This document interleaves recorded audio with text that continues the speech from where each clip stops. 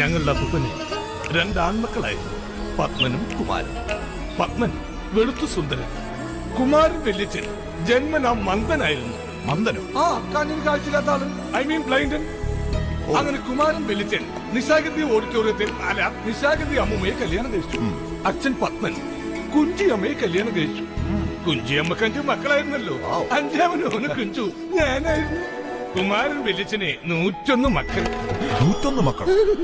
11 മക്കൾ. പെട്ടെന്ന് തന്നെ ഗോവിന്ദണ്ണം പോയി ലതി ചേച്ചിയെ കല്യാണം കഴിച്ചു. പക്ഷേ പ്രശ്നം അവിടെയൊന്നുമല്ലായിരുന്നു. ചീട്ടുകളിയിലാണ് യഥാർത്ഥ പ്രശ്നം തുടങ്ങിയത്. പരന്തു അവരും നമ്മളുമായിട്ട് എപ്പോഴും ചീട്ടുകളിയായിരുന്നു. കളിയോട് മുടിഞ്ഞ കളി, പിന്നാറക്കളി. വാസുവണ്ണൻ രമണി ചേച്ചി വരെ പണയം വെച്ച ചീട്ടുകളി. കളിയിൽ നമ്മൾ തോറ്റു. അവര് രമണി ചേച്ചിയുടെ സാരി വെച്ചു.